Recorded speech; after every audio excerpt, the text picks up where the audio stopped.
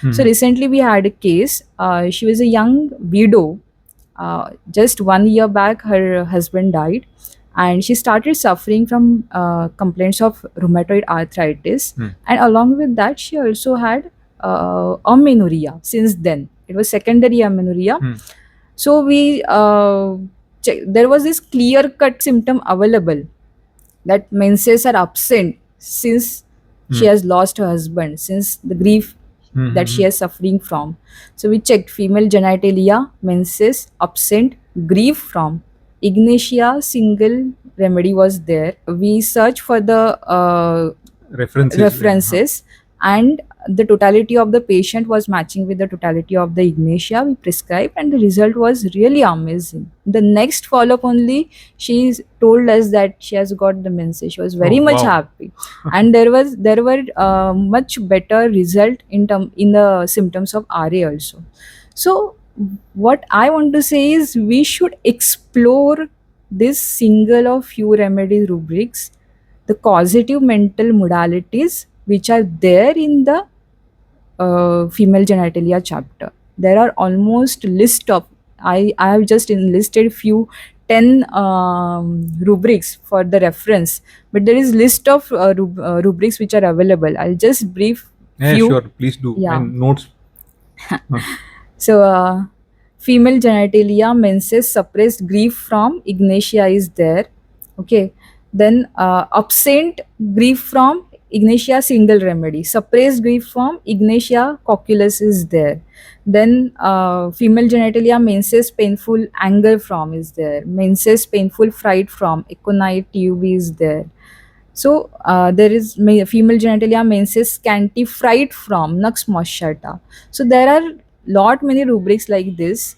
Personally, I got experience with this ignatia, and Hmm. it very much touched my heart. So I think we should explore these rubrics in our practice also. Okay. This is a very unique way of two things now I recall. When you said that there is a remedy, a single remedy in a rubric related to menses in the mind, Yes. uh, and you will see 40 remedies in the rubric which is related to that particular symptom of menses.